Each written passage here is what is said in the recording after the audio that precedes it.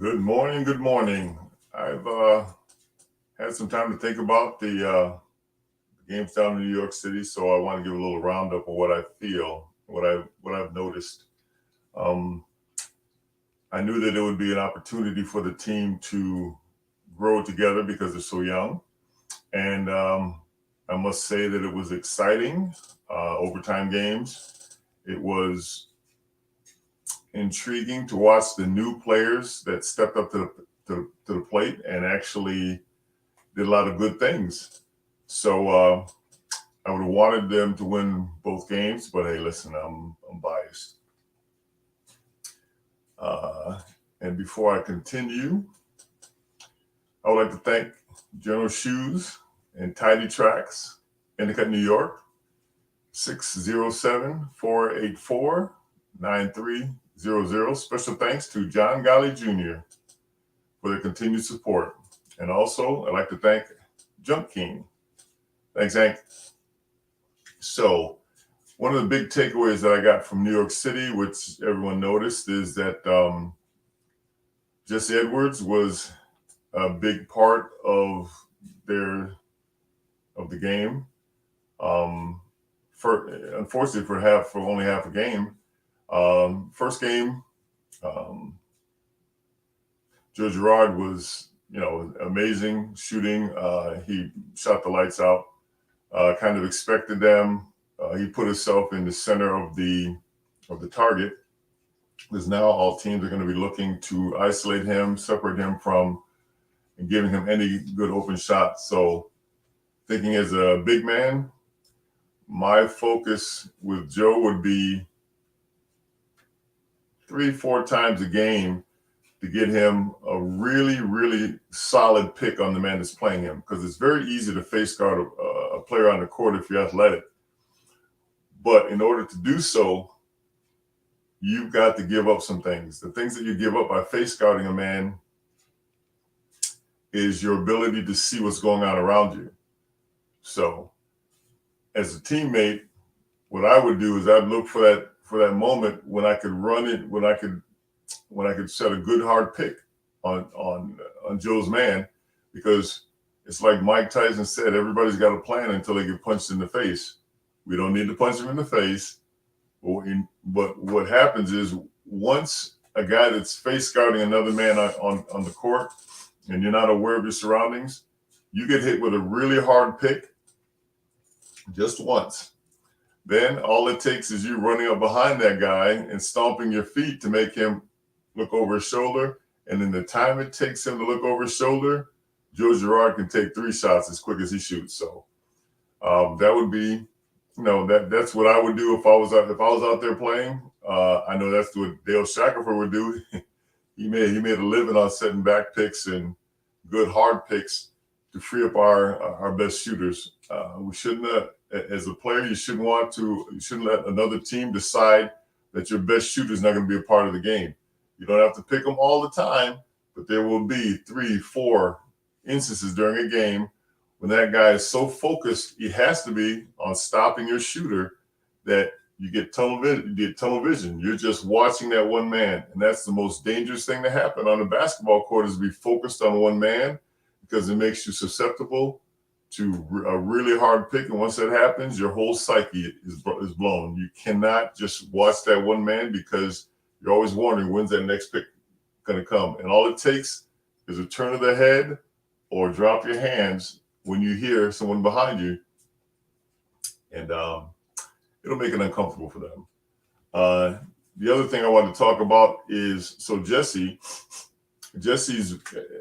for many that don't know, I had a fairly good career at Syracuse, and professionally, I do believe I averaged 4.8 fouls a game.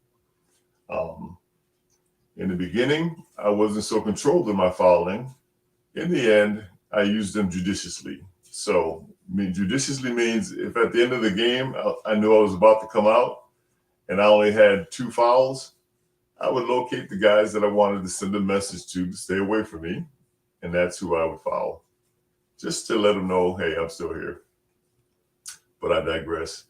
So The one thing that I do remember is when I was excited, I came into a new situation. I wanted to make my presence known. I may have been a little hyped up, and I'd go out there and I get stupid fouls. But what I started noticing that happened is this is where you play on the team. I had teammates that a lot of you didn't see.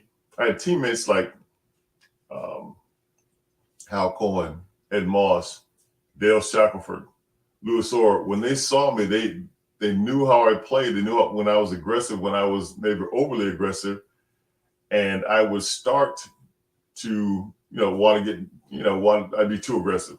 What they would do is they would step in and foul before I got there, or they'd step in and try to cut off the man, or they'd talk to him like, okay, it's okay if they come in this time, we'll try to cut them off, but we need you in the game.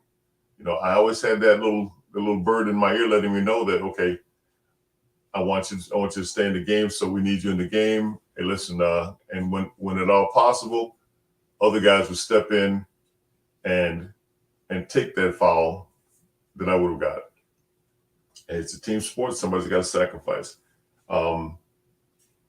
But the constant communication is something that will help Jesse to stay on the floor. I understand that it's each player's individual job to remain on the floor, but if he's a big part of your team and you need him to be out on the floor, constantly talk to, get somebody that he's friends with, or somebody that's next to him all the time. Just let him know, hey Jesse, it's okay if one or two guys get to the basket in the early goings of the game, because it's important that you stay on the floor.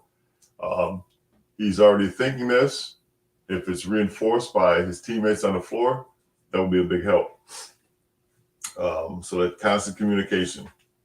Let's see here. Oh, the other thing is, I've noticed that when Jesse doesn't get a lot of touches, when he's not included in the rotation for a while, he tends to want to go and make his presence felt on the floor by doing something acrobatic or silly, or where it's only 2 points that you're possibly stopping, but it's also taking you out of the game for 15 minutes. So just those are things I just wanted to put out there to be helpful, because I always try to find solutions instead of just looking at problems. I like where the team is gone. I like how they're looking. Oh, and somebody just hopped on here and said,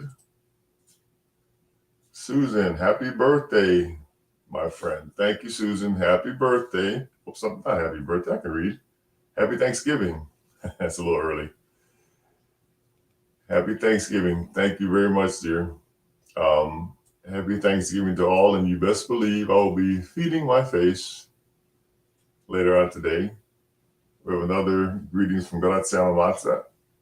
Greetings from Reggio Emilia, Rosie. So, grazie tanto che sei passato qua a vedermi. Saluto. So we got a couple people from around the world there. Susan is in Albion, New York, and Graziella is in Reggio Emilia, Italy. So those are just things that I wanted to bring to your attention. I'll go over. I mean, the other players that are coming in off the bench, regardless of who it is, they understand it's a team. We needed every point that they put in. We need every rebound that they can get. And if they focus on doing just that, as my captain once told me, Dale Shackelford, said, no one is greater than the team. There's enough shots to be taken. There's enough rebounds to get. Put yourself at the service of the team, and great things can happen. Keeping Jesse on the floor will make great things happen. Jesse's on the floor.